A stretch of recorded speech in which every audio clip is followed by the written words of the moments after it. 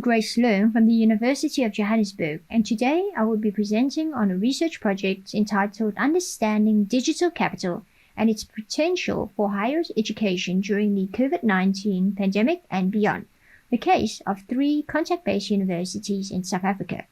This is a collaboration between myself, Dr. Neil Davies Evans from the University of Zululand, and Dr. Upasana Singh from the University of KwaZulu-Natal. In this presentation, we will be looking at the broader and specific issues that arose, giving context to our research problem. We will then look at what we did in this research, followed by our findings. These findings are then examined to identify the implications as well as what it means for the future of higher education in this space, before we conclude with a reference list and our contact details in case you have any questions and comments you would like to reach us with. So let's begin with the social view of our broader issues. Fact: South Africa is a country with one of the highest unemployment rates in the world. Just last week, Bloomberg reported that South Africa took the #1 spot, having risen to 44.4% unemployment in the last quarter. On top of this, the Council of Higher Education has estimated that only 27% of students finish their qualifications in time. Approximately 50% of students who enter higher education do not complete their qualifications at all. Considering that higher education is a publicly funded service, I am sure that all of us can agree that in terms of human and financial investments, this is unacceptably costly and inefficient. But that's not all. The immediate impact of COVID has also forced traditional contact higher educational institutions to move from a blended teaching and learning model to that which is more of an online distance learning platform. And all across the world, not just in South Africa, research from last year has shown that interventions were simply not enough to prevent many of our students from falling behind. Specifically, students and academics were just not all ready to transition to this new teaching and learning environment.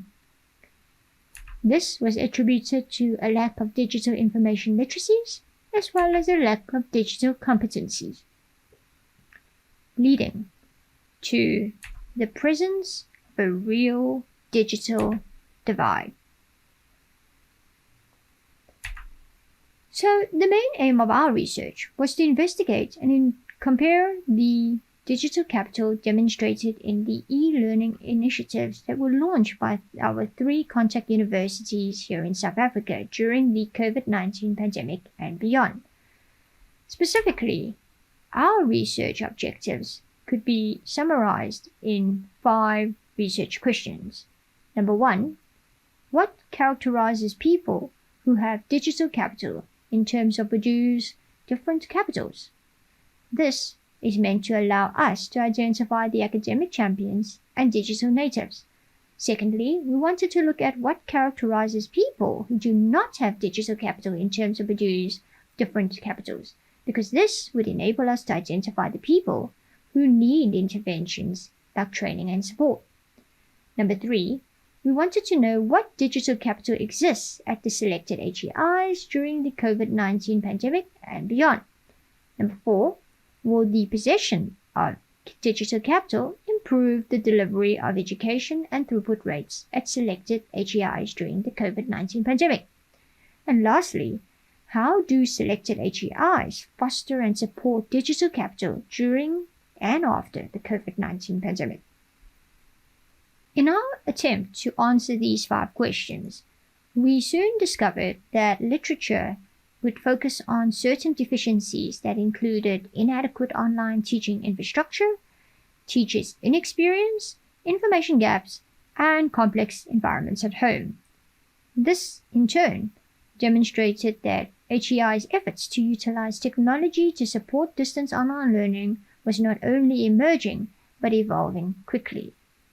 This led us to realize that we required an integrated digital capital framework, one that would be conceptualized specifically for higher education. To do so, we reviewed a number of related theories, which led to the identification of 3 fundamental theories, which were then adopted to serve as the foundation of our new integrated digital capital conceptual model. Specifically, we borrowed work from the e-learning framework as reproduced from Kahn in 2001. We looked at Bourdieu's conceptualized theory in digital capital in work by Revneda and Rui. And finally, the digital competence framework for citizens by Carretero, Vurikari, and Puni.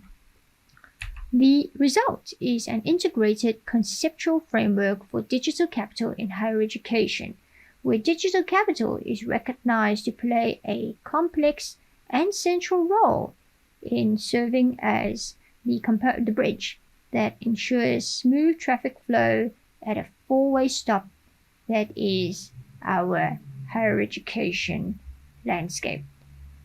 More specifically, we recognize that the digital divide is no longer simply a problem that can be solved by giving individuals access to the internet, but rather there is a need to include digital competencies as well. So with this model in place, what does it mean? Well, the potential value for digital capital during the COVID-19 pandemic in retrospect to higher education is one that needs to be explored extensively so that the knowledge gap in the space can be strategically filled. But what are the benefits of doing so? Well, to start off, institutions will have more tangible understanding of the digital capital of the academics and students. They would be able to then identify skills training that is essential for ensuring that academics perform efficiently and effectively. Students would also be able to engage fully in a digital learning process. Your academics consequently will feel more confident to adopt varying forms of digital teaching and learning, especially in crisis situations. And HEIs will also understand the strengths and shortcomings in implementing e-learning in the aforementioned crisis. In conclusion, if we want our students and staff to excel in higher education during the pandemic and beyond, we are going to need to look at the many ambiguous concepts of disagreement that have arisen from our transition from face-to-face to blended to online in the teaching and learning environment, because these need to be addressed and supported. Thank you very much for your presentation. Here are our contact details if you want to drop us an email. Thanks again for listening. Goodbye.